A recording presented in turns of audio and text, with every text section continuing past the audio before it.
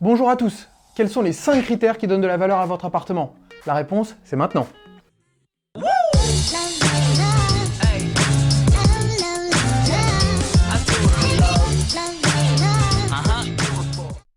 En tant que chasseur immobilier, j'ai rencontré beaucoup d'acheteurs et visité énormément d'appartements. Alors voici les 5 critères qui donnent de la valeur à votre bien immobilier. Sans surprise, l'emplacement est le facteur le plus important en immobilier. Et à Paris, comme dans les grandes villes en général, c'est encore plus marqué. À Paris, les prix changent fortement à 100 mètres près, vous savez. Je vais prendre un exemple dans le 18e arrondissement. Dans ce quartier, la rue de Clignancourt marque une vraie séparation. Entre l'ouest et l'est de la rue de Clignancourt, on a quand même une différence de 21% pour 2 appartements identiques à 100 mètres près. Mais un bon emplacement, qu'est-ce que c'est? C'est un endroit où tout le monde veut habiter. Donc un lieu bien desservi par les transports en commun, avec des commerces et de bonnes écoles à proximité.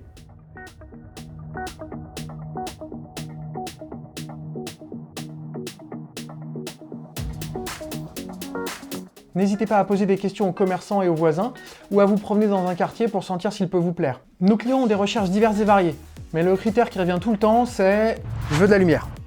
Une étude récente a d'ailleurs montré que le critère le plus important pour un acheteur, c'est la luminosité. Sachez qu'un appartement orienté sud aura de la lumière en journée. S'il est orienté est, vous aurez de la lumière le matin, et s'il est ouest, vous en aurez en fin d'après-midi et le soir. S'il est orienté nord, vous n'aurez jamais de lumière directe dans votre appartement. D'ailleurs, si vous voulez savoir quelle est la meilleure exposition pour un appartement à Paris, je vous invite à regarder cette vidéo que j'ai faite sur la meilleure exposition d'un appartement. Un troisième critère qui donne de la valeur à votre bien, c'est son état. Un appartement refait à neuf où il n'y a plus qu'à poser ses valises, c'est facile de se projeter, et vous aurez donc plus d'acheteurs potentiels. Ça donne de la valeur à votre appartement. Mais attention, parce que quand je visite un appartement refait à neuf avec des clients et qu'il est super bien décoré, épuré avec des meubles design, je vois bien que la majorité des gens succombent au charme d'une belle déco. C'est pour ça que je leur dis souvent cette phrase. Attention, vous achetez un appartement et pas une décoration.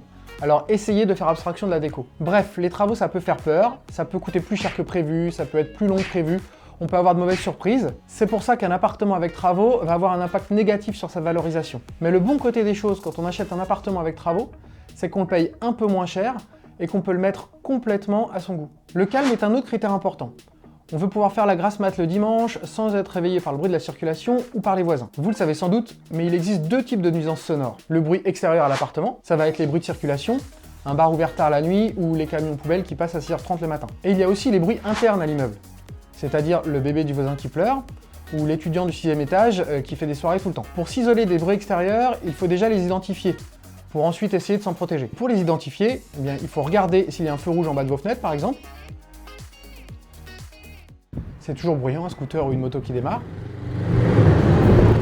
S'il y a un bar ouvert tard la nuit au rez-de-chaussée, n'hésitez pas à passer le soir pour vous faire une idée. Bref, passez du temps dans l'environnement de l'appartement et voyez si c'est bruyant. Pour les nuisances sonores internes maintenant, c'est un peu plus compliqué. Même si quand vous achetez, vous savez que les voisins du dessus sont super calmes, il est possible qu'ils en vendent dans 3 mois et qu'un voisin très bruyant emménage. Mais bon, essayez de visiter l'appartement aux heures de vie, donc après 18h30 quand tout le monde est rentré du boulot. On peut aussi viser un appartement au dernier étage pour ne pas avoir de voisins bruyants au-dessus de chez soi. Donc le calme c'est un critère important.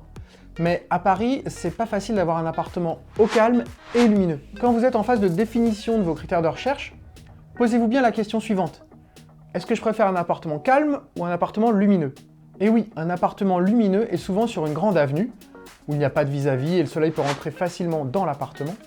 Mais qui dit grande avenue, dit bruit de la circulation.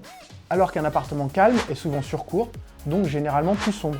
Bref, si vous avez un appartement calme et lumineux, vous avez sans doute le combo gagnant qui donnera pas mal de valeur à votre bien. Un 5e critère qui donne de la valeur à votre appartement, c'est la vue, et donc généralement l'étage élevé.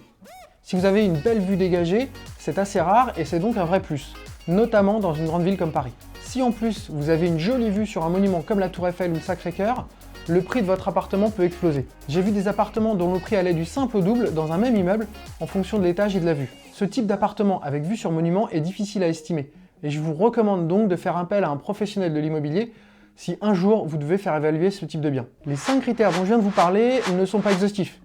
Et il y en a d'autres qui peuvent donner de la valeur à votre appartement, comme la présence ou non d'un ascenseur, le plan de l'appartement, le montant des charges, etc.